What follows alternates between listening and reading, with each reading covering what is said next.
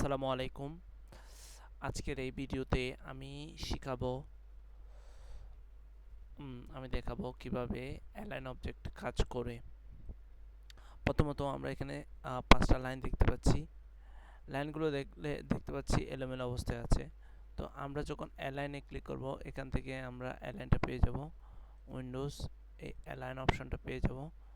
এখন আমরা যদি এই সবগুলো সিলেক্ট করি, আমরা যদি এই প্রথমটাতে ক্লিক করি, হরাইজন্টাল অ্যালাইন লেফটে ক্লিক করি, তাই দেখতে পাচ্ছি এই লাইনগুলো সব লেফট সাইডে অ্যালাইন হয়ে গেছে, একদম সারিবদ্ধভাবে আছে। তারপরে এখানে দেখতে পাচ্ছি একদম অ্যাকুরেট সাইজে আমাদের অ্যালাইনটা নেই। তো আমরা যদি এই সবগুলো সিলেক্ট করে যদি আমরা এটা ক্লিক করি, তো দেখতে পাবো সবগুলো একই নিয়মে একই সাইজে অ্যালাইন হয়ে গেছে।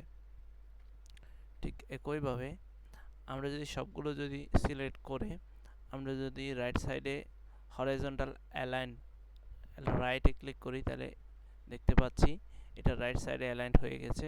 এখন ঠিক একইভাবে আমরা যদি এটা সবগুলো আবার একই সাথে একই সাইজে অ্যালাইন করতে চাই, তাহলে এভাবে করে আমরা অ্যালাইনটা ঠিক করতে পারি।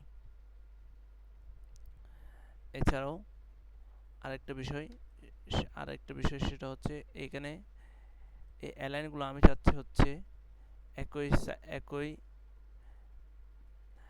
ভার্টিক্যালি অ্যালাইন হবে।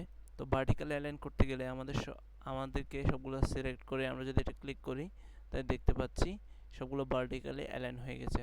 এখন ভার্টিক্যালি অ্যালাইন হওয়ার পর আমরা যদি ভার্টিক্যালি সবগুলো একই সাইজে করতে চাই, তাই দেখতে পাচ্ছি সবগুলো ভার্টিক্যালি একই নিয়মে অ্যালাইন হয়ে গেছে।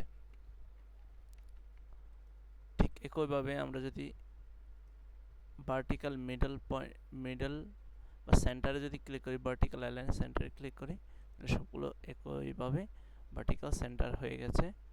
এবং এভাবে করে আমরা আমাদের অ্যালাইন নিয়ে কাজ করতে পারি।